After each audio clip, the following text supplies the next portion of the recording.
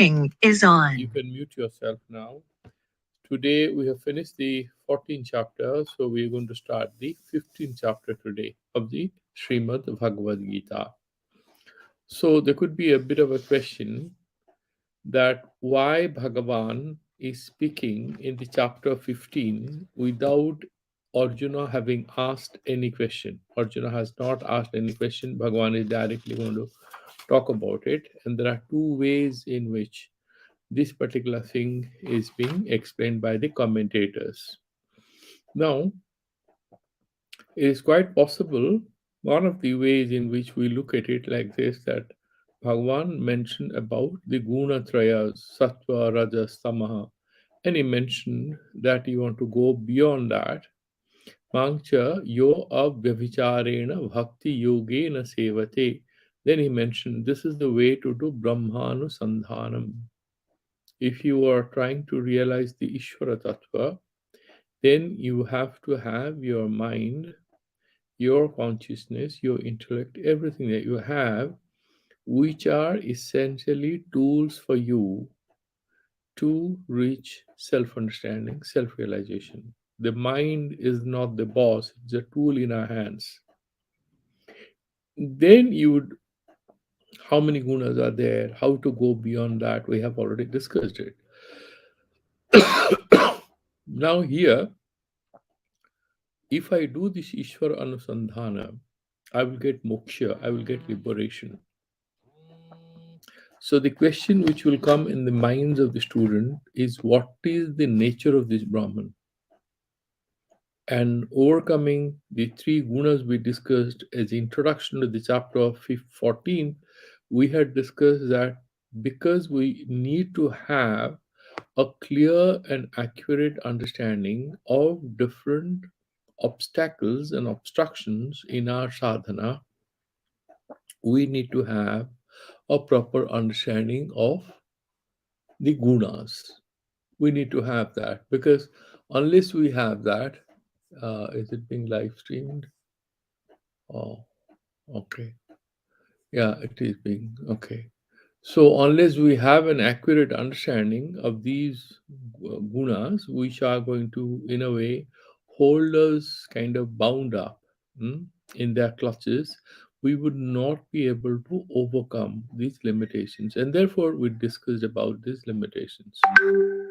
These are the ways in which these things will try to influence our behavior. Sometimes you are sattvika, sometimes you are rajasika, sometimes we are tamasika.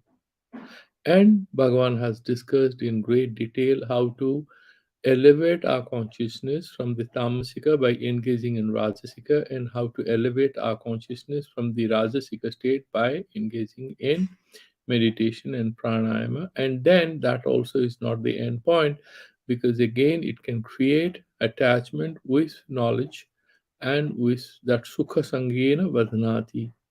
The Sattvika example, Sattvika state also is a kind of a binding principle, because the ultimate thing is to go beyond it.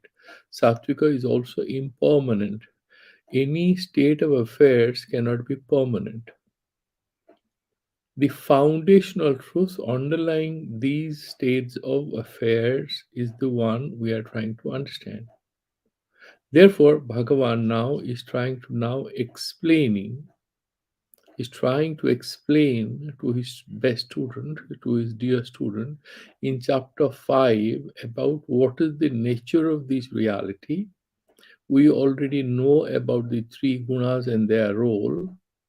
Now, henceforth, he is going to talk about what is that Brahman you're going to get, what is the samsara that I am trying to help you understand and go through it. Bhagavan had earlier told Arjuna that you be yukta asita matparaha. He had told him that try to have this whole Maya thing, this game of illusion in which you are caught up, is very difficult to make sense of. So Bhagavan had said, Mama Maya Duratyaya. Very difficult to overcome this. So you try to focus your attention on me. However, he has been mentioning a lot about The Tat Padartha, the nature of Ishvara, the nature of Prakriti. We discuss all that, isn't it? In the Kshetragya Yoga, in the chapter 13th and now in 14th, how the gunas are playing out at the level of these relationship, this particular viveka you're supposed to do between the Jada Varga, the Chaitana Varga, the Kshetra and the Kshetragya, the para and apara prakriti, all that we have studied, Bhagavan is trying to give a more conclusive, definitive, summary of it in chapter 15. Because he wants to make it again and again clearer and clearer to the student. So here, the whole thing, purpose is in fact to give a more comprehensive picture. So let's do Ucharanam of the first verse, which is to my mind a very, very important verse. And if you can grasp this very useful, very intelligently, then you will understand the rest of the chapter in a very easy way. Sri Bhagavan Vacha श्रीभगवानुवाच Mula Madhasaka ऊर्ध्वमूलमधशाख Maswatam Prahuravyayam मश्वत्थ मश्वत्थं प्राहुरव्ययम् Tangdansi Yasya Parnani छन्दासि यस्य पर्णानि Yastam Veda Savedavit. यस्तं वेद स वेदवित्. Yeah, you can mute yourself. So, there is an imagination about this reality. He is giving a metaphor. What is described here is not exactly how the reality is, but he's giving an image of what reality is all about, how this sansara thing appears, how that manifests. He has given a few more statements earlier about this Srishti Prakriya. The Upanishads are full of similar statements. He is now giving us another picture of how this sansara has appeared. It has appeared from where? Where from has this sansara come? We have already discussed that there is something called Satkarya Vada. There is something called Asatkarya Vada. Asatkarya Vada is something coming out of nothing. When you make a pot out of clay, was the pot there prior to? The pot came into picture. It wasn't there. So the pot was created by the potter with the help of his will and other things. He creates a pot using clay. Clay is the material cause. He is the efficient cause. He moves that will on which he puts the lump of clay, and that is the vyapara, that is the operation, and he creates. And there are other nimitta karanas. There are also certain general causes, certain as time, God's grace, stuff like that. These are common to all activities, good, bad, ugly. Now, as we had discussed earlier, we were discussing this sloka number 16 in chapter 2, if you remember. Nasuto vidyate bhavaha, na bhavo vidyate sataha. When we discuss that, something cannot come out of nothing. Then, was the Srishti there? No. You always have a pralaya at the time of kalpantara. It's a kind of cyclical repetition of the process of evolution. Again and again, that happens. After millions of years, we have discussed all that while discussing the chapter 8. Now, there is a Mahapralaya, there is a Khanda Pralaya, every Nitya Pralaya. So every day we go to sleep, Brahmaji goes to sleep. When Brahmaji goes to sleep, then I think 432 million years or something, then everything uh, comes to a knot, and again they reappear. It's like the computer being folded up in the sleep mode, and you open it again, the programs come alive. We've discussed all that. Now, where from this is happening? Is it happening from above or below? That could be an issue, right? Is there somebody who is above you from where it is happening? So all the words which are used here, you have to properly make sense of them. Do not try to understand them literally. They are very symbolic. And therefore, you have to approach it in an appropriate manner.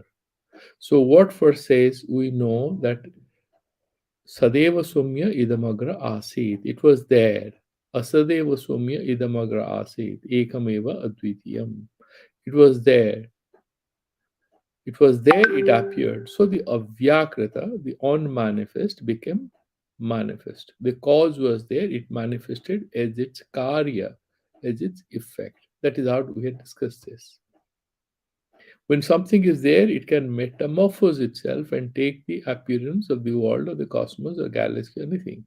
You say, okay, there was Big Bang and everything came out of it. What was there prior to Big Bang? What caused the Big Bang? So you have a presumptuous start from everywhere and you are adjusting everything accordingly to make sense of it. What the Upanishads say is that it's impossible to think about a reality which manifests out of nothing, and therefore you have to presume something was there. But it was invisible. Big Bang, you want to stick to it, we got no problem, provided you understand that the Big Bang cannot come out of nothing. There has to be some underlying reality. And again, this metamorphosis, which materially we call the cosmic evolution, in the Vedas, in the Vedanta, Advaita Vedanta, they are trying to say it's a vivarta parinama.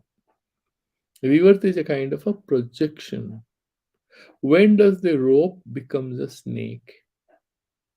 Does the rope undergo any real changes?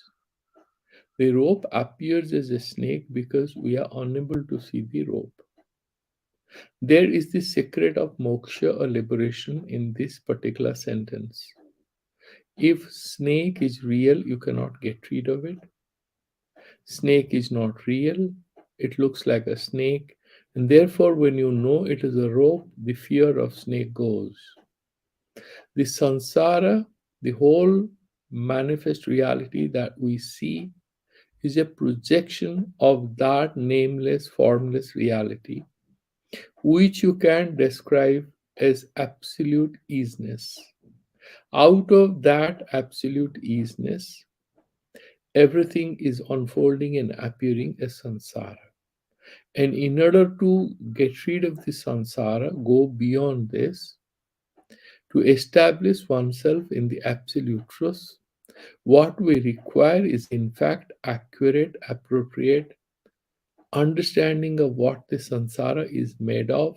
The samsara is made of an appearance. We have studied about Prakriti and Purusha and how the Prakriti is the Upadana Karana and Ishvara is Nimitta Karana, efficient cause. But actually, this Prakriti doesn't have any independent existence outside of God or Ishvara. So it is Ishvaradhina. And therefore, the absolute God becomes Abhinna Nimitta Upadana Karana. So he says, you have already discussed that. He says that I give garva to Prakriti, but Prakriti is also not outside of me. So philosophically, if you're trying to think about it, it looks very complex and complicated. But you ask yourself, when you want to do something, how does that happen? You start the movement in your own mind. You use your intellect. You do a sankalpa. And then, as a result of that sankalpa, you are either getting stressful or you're getting happy. As you start to do this thing, you have an element of anxiety. I have to finish this task. It's all happening within yourself. The changes which are happening in you, the material cause is in you, and you are the efficient cause. You are the nimitta, you are the boss who is trying to do it. And there are several other examples, like the spider weaving a net out of his own, this whole thing, that saliva out of which it weaves the net. Similarly, samsara, there are many metaphorical examples. Here, Let's look at each and every word, and you like it if you make sense of it. Urdhva Moolam. This is a tree whose roots are upwards. Is it physically so? That is not the purpose of this word urdhvam. Urdhvam is prior to, above. It supersedes all other appearances. So, in that sense, it is about something which precedes everything else. Urdhva Moolam Adha Sakham. The branches are going downwards because everything comes out of that Brahman. This Brahman with Maya Upadhi becomes Ishvara, and he becomes the creator. He creates Hiranyagarbha. Right? And the Hiranyagarbha, out of which all other things are coming out, the Mahatat, Pancha Tanmatras, Pancha Bhutas. We have studied that in Tattva Bodha, isn't it? How this whole thing is created, how we are created. So of the Pancha Jnanendriyas, Karmendriyas, Pancha Pranas, we have discussed all that. What is Sukshma Sarira, what is Thula Sarira, we've studied all that. The essential elements are what? The Pancha Tanamatras and the Pancha Bhutas, Sukshma and Bhuta. Then you have this, then you have these Thula Bhutas come, and out of which, out of Akasa comes air, from air comes fire, from fire comes water, from water comes earth. When they are subtle, they are called tanmatras. When they are gross, they become material aspects of this whole galaxy, the whole cosmos. There are several galaxies there, different universes there. So, urdhva moolam adha sakham, the branches are downwards.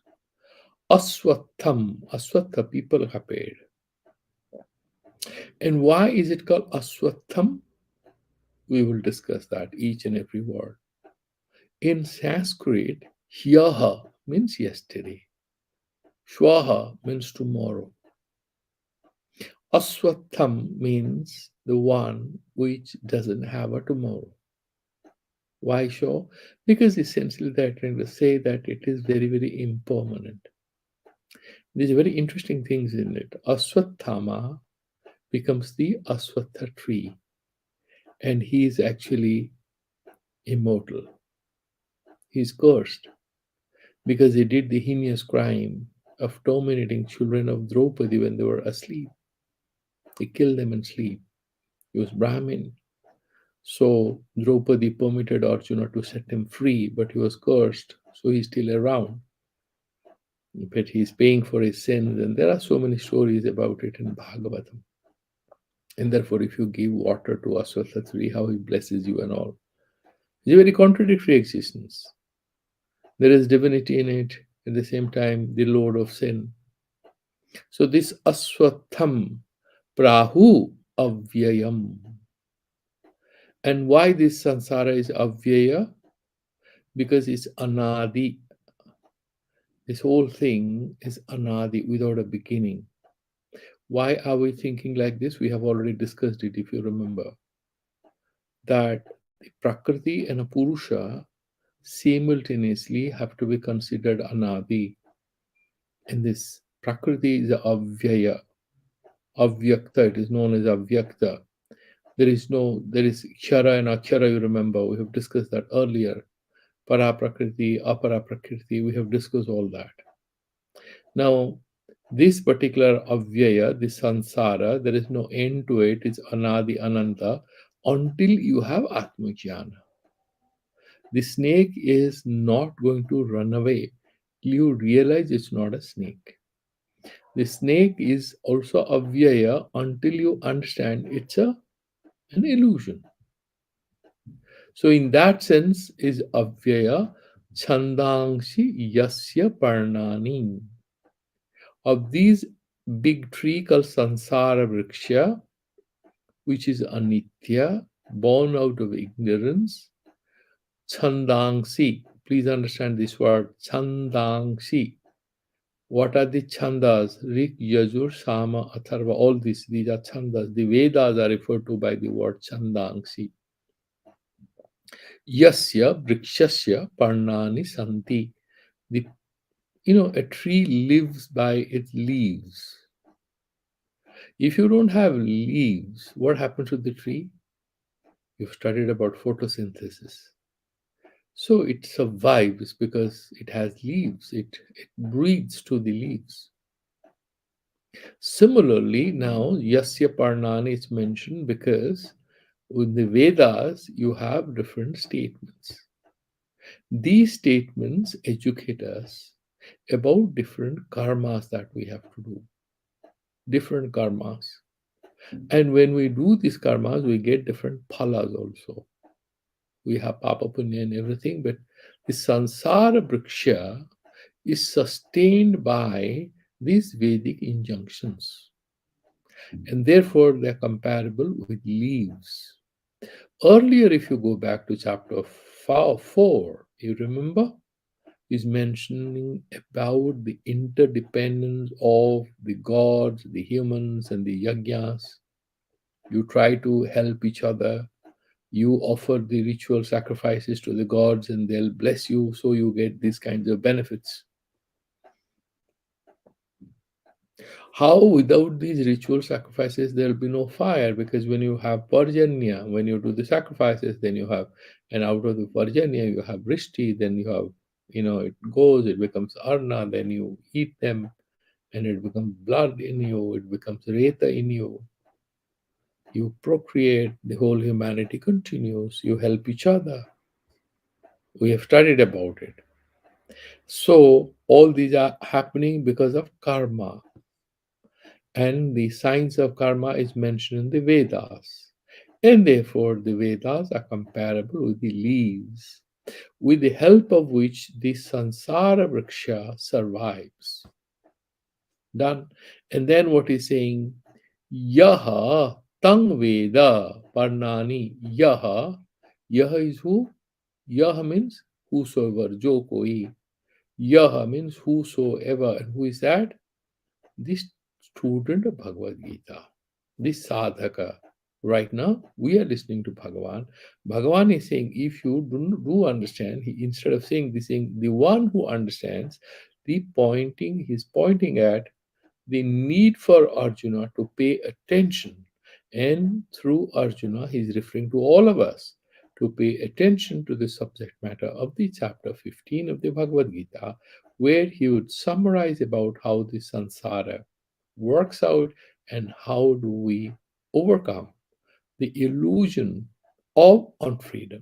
Because genuinely we are all free, we are caught up in the samsara, and therefore he's saying, Yaha tam Veda, tam kim. Tam means that word. The one who understands the secret of what the briksha is like, what this tree is like. The tree is upside down, the tree doesn't have independent existence. It emerges out of this Prakriti. Prakriti is Purushadhina. So Brahman is the Abhinna Nimitta Upadana Karana of the Sansara. But the Sansara Vriksha is an appearance sustained by karmas. So you do the ritual karmas and all, you have kami karmas, you go to Swarga, you come back, you have rebirth, it continues. When you properly understand that, Yah Tam Veda comprehensively understands. Saveda with, then he knows. What does it mean? To be able to do the rituals, you need to know Veda, right? But you are not Veda with in the sense you do not understand the Tatparya of Veda. What is the intended advice in Bhagavad Gita or in Bhagavad? People make different interpretations. Somebody will interpret Bhagavad Gita is meant for karma, somebody will say it's for bhakti, somebody will say it's for jnana. So Bhagavan is saying the one who understands what is the essential meaning of these samsara, and the one he does a lot of karmas, but who understands samsara briksha, how it has come out and what we are supposed to do, he is the wise one. He truly understands the Vedas. That means, there are two ways to approach any problem. Yeah. They say if you want to recognize the forest, don't count the leaves. If you get stuck with the leaves, you cannot see the tree. If you start counting trees, you cannot see the forest. The emphasis here is on an overall comprehensive understanding of this reality. It's a holistic understanding of this reality. That is what he's advising. So let's pay a little attention to how different commentators have paid the different things. Certain first about this tree itself, there is some interesting ways in which this is being explained. So I'm just going there. The Sankara Bhashya, there are certain interesting things. Now, in the Kathopanishad, you remember the dialogue between Nachiketa and Yamaraj.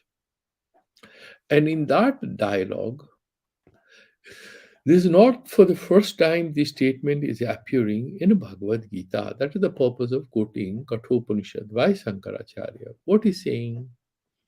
Udva Mula Arvakshakaha Esha Aswathaha Sanatanaha. Sanatana means Nitya, Anadi, Ananta. Is the Sansara Nitya? No. Then why are you using this word Sanatana? Those who do not recognize the Brahman, those who are obsessed with the details, they have no liberation.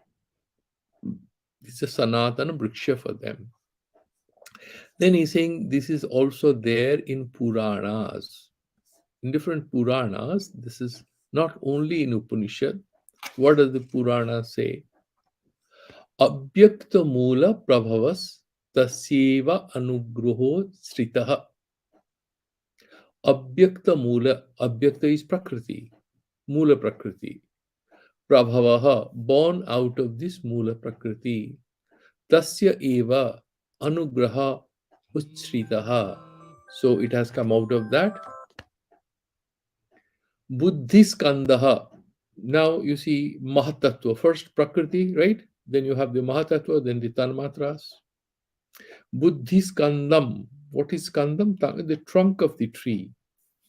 Skanda mayascha eva indriyantara kotaraha. The indriyas, then you have the jnana indriyas, they come out of it. The karma indriyas. So the indriyas are like you have these small holes, right? So these are the kotaras around that particular tree. Mahabhuta Vishakhascha. Then you have the Pancha Mahabhuta, Mahabhuta Vishakhascha. Visayehi Patravangs Tatha. And then you have the Tanmatras and you have the Panchabhuta, Sukshma and Sthula. Visayehi Patravangs Tatha. And you have Vishayas. Without Vishayas, what will happen with us? We have Indriyas, they have to connect with something. The Vishayas are created. And what are the Vishayas? These Indriyas are born out of the Panchabhutas, right? Out of fire comes what? The eye. Out of Akasa comes our hearing ability. After Rasana, the Ghrana comes out of what? Sparsha, right? Gandhavatva, Prithvi. So the Ghrana out of the Prithvi Tattva. The Rasena out of the Jala Tattva that we have discussed. So he's saying the Vishayas, they connect with them. The power we have to connect, we connect with them. Vishehi patravang satha dharma supuspascha. So we do karmas, Vishaya Sanyoga, then you do karmas. Patrani, Yasya Parnani, he mentions the Chandansi, Yasya Parnani, you will do karmas. What happens? Dharma supuspascha. The flowers of this plant are the papa and punya that we do. Is samsara. This is a metaphoric presentation. Please try to understand that much only. Really, nothing is being said. We are trying to make sense of samsara. The purpose is to use this illustration to reach there, reach a good understanding. So dharma and adharma, papa and punya, are the flowers that are appearing in this tree in Sansara Vriksha through our activities. All of us are like one tree. This whole Sansara is also like a tree. Sukha dukkha phalodayaha. When you have flowers, then what happens? The fruits are coming out. So sukha comes out of punya and dukkha comes out of papa. Right action, positive results; wrong action, negative, painful result. And we have discussed that. In Kali Yuga, people want to do papa, but they do not want papa phala. They want punya phala, but they would like to do papa. They enjoy doing papa, but they want punya phala. They don't want to do punya because they have to stress out and they do not want to take any stress of doing punya. They don't want to do dana, punya, etc., but they want all the goody goodies given by God, but that doesn't happen. So he's saying dharma supuspasya sukha dukkha phalodayaha ajivyah sarvabhutanam brahma vrikshyah sanatanaha ajivyah. There is something called upajivya upajivaka. Upajivaka is like the parasite which survives on what is called upajivya. Upajivya upajivaka. Just try to understand these two words. One is the one who carries these, supports; the other one is the one who is supported by, is upajivaka. Is like a parasite. Ajivyaha sarvabhutanam. So what is that upajivya, ajivya, which supports everything? Sarvabhutanam, Brahma vrikshaha, this sansara, this Brahman. We have discussed that again and again because without this absolute Brahman, this Srishti, which manifests as an appearance, cannot be there. We cannot see the snake unless there is a rope. Without Brahman, nothing can be real. So there has to be something, unlike the Buddhists who say, okay, there's nothing. No. There has to be something on which everything else appears. So Brahma Vriksha Sanatana. Etad Brahma Vanam Chaiva. This is like a forest. Brahma Vanam Chaiva. Brahma Charati Nityasaha. Brahma Acharati Nishchaya. Etam Chitvacha Bhitvacha. Now you want liberation? You have to chop this tree. My God, really? I'm part of this and I want to chop it? Yeah, that is the catch in the whole Vedantic insight. He's saying, Etat chitva, etat bruksham chitva bhitva. You break it asunder, you chop it off. How do you do it? Jnanena paramasina. You have this huge sword, very sharp. It dazzles. It's an extremely powerful saw. You can just chop this tree off. What is the saw made of? Steel? No, it's jnana chakshusha. Bhagavan has used this word earlier.